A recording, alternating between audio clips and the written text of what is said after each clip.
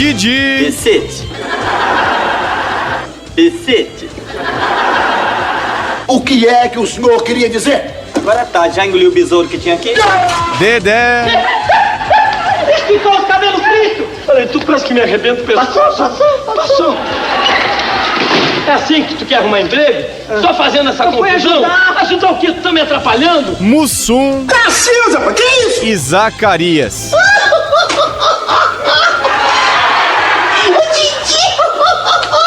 Tenho certeza que ao ouvir esses nomes, você aí de casa obviamente lembrou da genialidade dos Trapalhões e da saudade que eles trazem ao humorismo brasileiro. Até por saber desse vazio imenso que eles deixam até hoje, hora de entrevista no nosso Revista Geral. Tenho comigo, do outro lado da linha, Rafael Spaca, ele que é jornalista, cineasta, radialista e autor do livro O Cinema dos Trapalhões, por quem fez e por quem viu.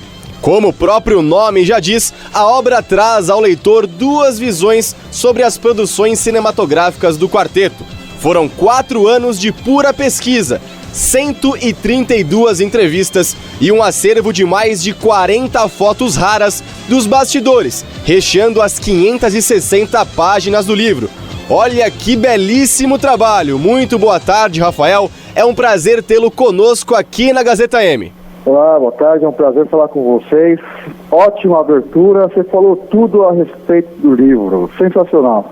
Então conta pra gente como foi o início dessa ideia, né? O ponto de partida para produzir tal trabalho. Seria simplesmente pelo fato de ser fã ou por uma necessidade de reconhecer o trabalho tão bem feito dos Trapalhões? Foram as duas questões, né? Assim, os Trapalhões são os meus heróis de infância. E eu sempre gostei muito deles e tal. Então quando você começa a pesquisar a respeito de um assunto que você gosta bastante, facilita as coisas, né? Sim. E claro,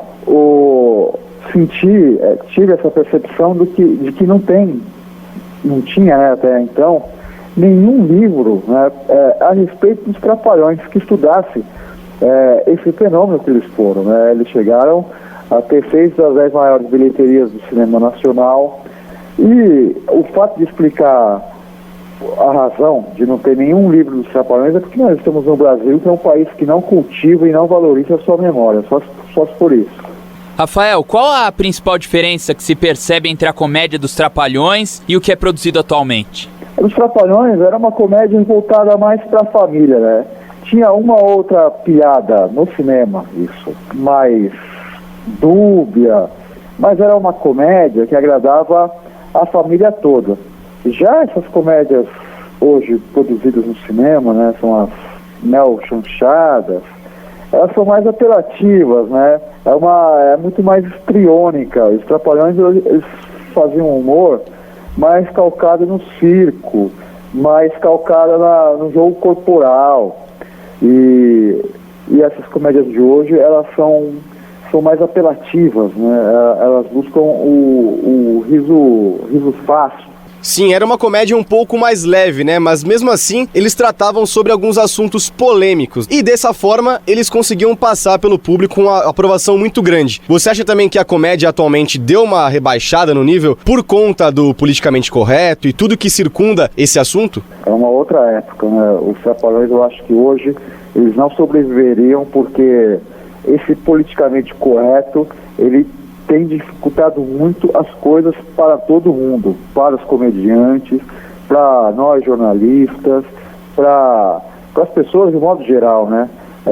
Hoje, você fazer qualquer piada, você tem que fazer do lado de um advogado, por exemplo, né? Para ver se isso não vai dar um processo, porque hoje tem várias instituições que se sentiam ofendidas. E naquela época era uma época mais inteligente, as pessoas levavam tudo com mais leveza. Falaram, fazer uma piada tudo bem, ok, eu faço uma outra com ele e assim vai. Diziam que o brasileiro era um povo bem-humorado. Hoje não, hoje é um povo mal-humorado e que quer processar com tudo. É capaz até que essa entrevista aqui dê um processo, porque eu estou falando que o povo brasileiro é um povo mal-humorado. Hoje as pessoas colocam uma opinião no Facebook, daí tem uma repercussão incrível de vários setores da sociedade, a pessoa vai lá, opa, desculpa, não era bem isso que eu pensei, mas é o que ela pensa. E por que ela não pode pensar desse jeito? Por que não chamar, como o Mussum chamava o Renato Aragão de cabeça chata? Porque quando o Renato falava que o Dedé era cabra macho, como ele dizia, né, em tom irônico, ou o Mussum, o grande pássaro, aquela época lá, todo mundo ria, né? O Mussum bebia, enchia a cara na televisão, todo mundo achava graça. Hoje não, falou, ele tá influenciando as crianças a beber álcool. Quer dizer, é uma coisa muito louca que estamos vivendo, e isso é um motivo para reflexão. Devemos ou não acabar com esse politicamente correto? Nessa mesma linha, com toda a sua experiência de convívio e trabalho sobre o tema, existe alguém ou algum grupo do humor com potencial para alcançar ou superar os Trapalhões? Dessa forma que os Trapalhões foram, que era um quarteto, eu não vejo, né? Hoje, os humoristas, eles são ou em carreira solo ou no máximo em dupla, né? Você vê aí, por exemplo, o Marcelo Adnet com o Tá No Ar.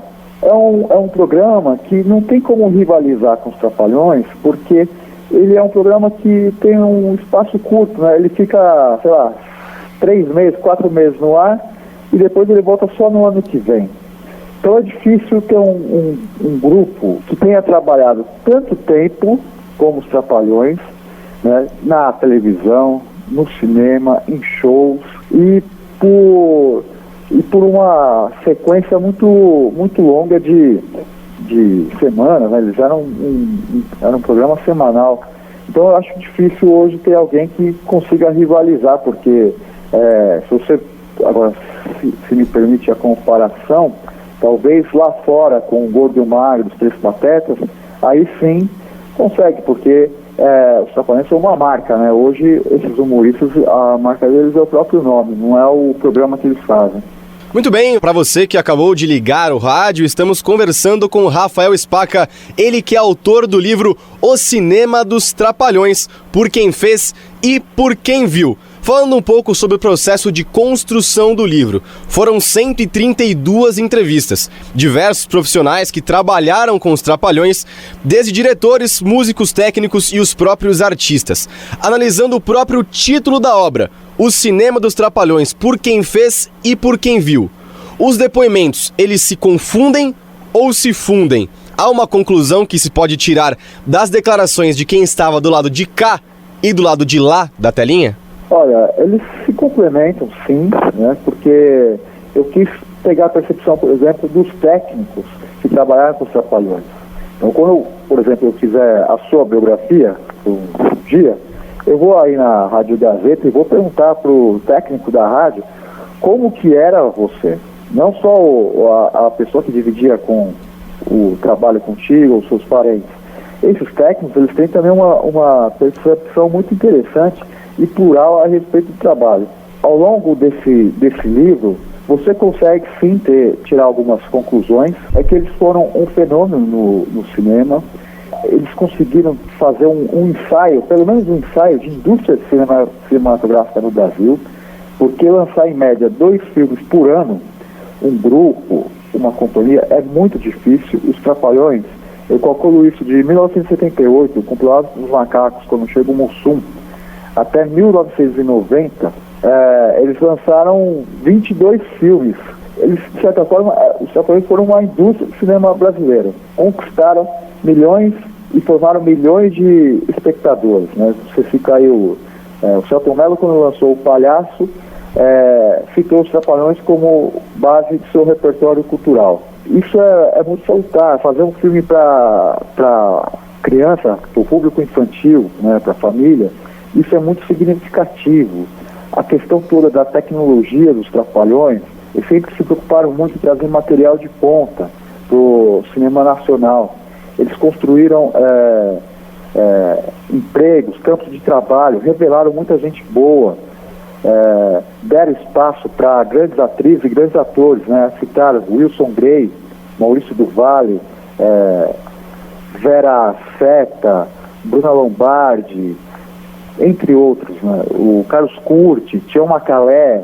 Então, era um fenômeno que faz muita falta, porque hoje se você for ver, fora essas produções americanas, não tem no Brasil quem produza filmes para criança.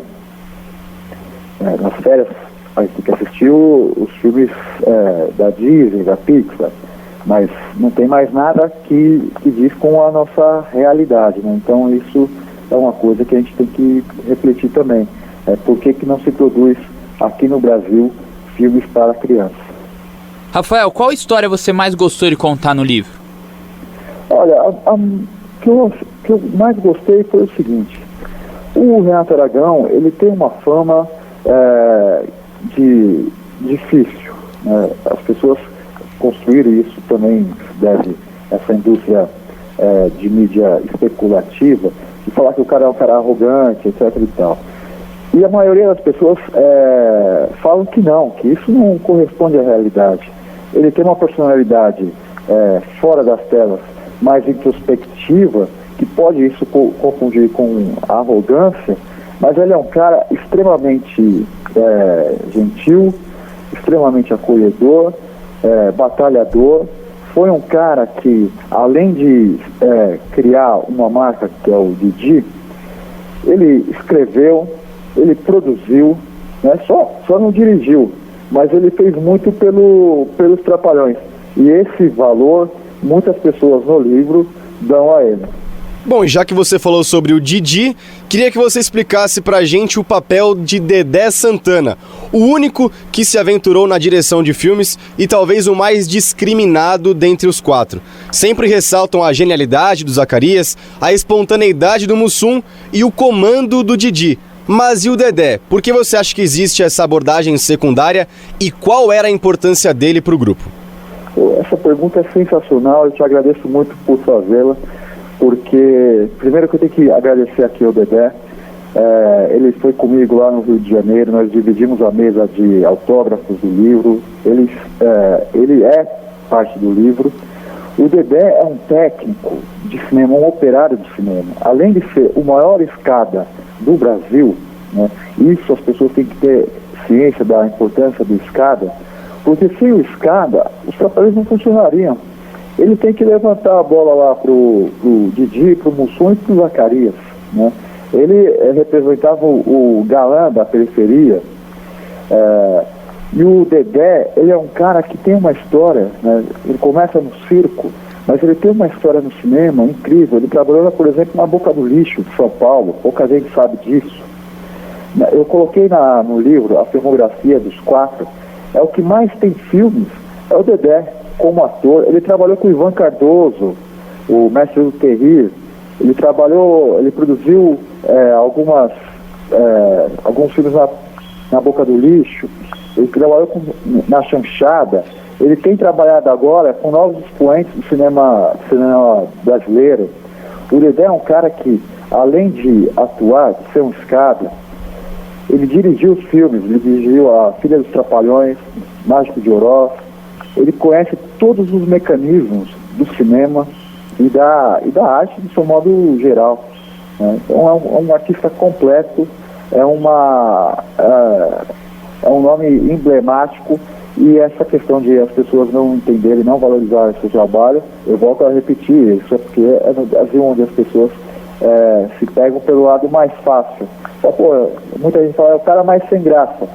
Mas é o cara mais importante, porque é ele que faz o quarteto ter graça, né?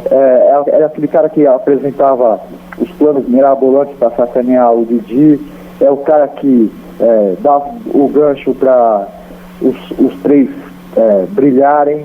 Então, sem isso não teria razão de ter tanta diversão com os Trapalhões. Tem como explicar a diferença entre as críticas negativas feitas aos Trapalhões e o sucesso que os filmes fizeram com o público? Existe algum motivo em específico? Olha, tem sim. Tem um livro chamado Eu Não Sou Cachorro Não, que é do Paulo César Araújo, que ele fala dessa questão da música dita brega e cafona com a MPB. E ele falava que o gosto dos críticos e dos jornalistas estava alinhado com a MPB. Então ele colocava o seu gosto e tem um mau gosto. Muito jornalista faz isso, coloca lá o seu gosto à frente, né, e o que não gosta é o que não presta. Mas hoje isso tem mudado. Os Trapalhões naquela época, eles eram contemporâneos, por exemplo, do cinema novo, que tinha clara simpatia do jornalismo cultural brasileiro. Muitas pessoas não assistiam aos filmes dos Trapalhões, ou aquilo não estava alinhado com o seu gosto cultural, e escrachavam os filmes dos Trapalhões. Eles sofreram muito com crítica, muito. No livro, inclusive, tem um depoimento emblemático do José Alvarenga Júnior, que dirigiu bastante filmes dos Trapalhões, que ao ler uma crítica no jornal, ele chegou lá na casa dele e falou assim, ó, gente, vou abandonar a profissão, isso não é a minha praia. Daí a família dele falou assim, não, vai agora no cinema e vê como que é a reação do público. Vê se o que o público vai responder na sala condiz com o que esse crítico está falando a respeito do seu trabalho. Daí na mesma hora ele desceu, foi no cinema de rua lá no Rio de Janeiro, disfarçado, sentou lá, a sala lotada, público aplaudindo, as crianças se emocionando, a família toda se divertindo. Ele falou, eu não estou errado, quem está errado é o jornalista, o crítico. O público está respondendo aqui, o cinema está lotado, eu estou agradando milhões de pessoas, eu só não agradei esse cara. Então era isso, os Trapalhões eles apanharam muito da crítica, né? Tiveram um respaldo fantástico de intelectuais como Carlos Drummond de Andrade, Caetano Veloso, Chico Buarque, mas hoje essa geração de jornalistas, de críticos de cinema, é uma geração mais antenada, que não tem essa preocupação em mostrar um verniz rebuscado. Os Trapalhões são creme de la creme da nossa cultura. Não tem mal nenhum em falar isso. Por quê? Por que dizer que você não gosta de Odair José, por exemplo? Você tem que falar que só gosta de Caetano Veloso? E se não gosta de Caetano Veloso, mas gosta, por exemplo, do Vando? Qual que é o problema? Então é isso. As pessoas falam, eu gosto do Glauber Rocha, eu gosto do cinema novo. Ok, eu também gosto. Mas eu também gosto dos Trapalhões. Tem espaço para todo mundo. Bom, infelizmente estamos chegando ao final do papo com Rafael Spaca, autor do livro O Cinema dos Trapalhões, por quem fez e por quem viu. Agradeço pela entrevista e deixo um espaço aberto para você falar aquilo que a gente não perguntou ou para contar alguma novidade para o nosso ouvinte. Eu queria agradecer o espaço da rádio, prazer falar com vocês e dizer que esse livro agora vai virar uma série para televisão, a TV Cidade. Nós estamos gravando novos depoimentos, outros estão sendo repetidos e serão exibidos tanto na televisão quanto na internet, para dar também um outro desdobramento nesse livro.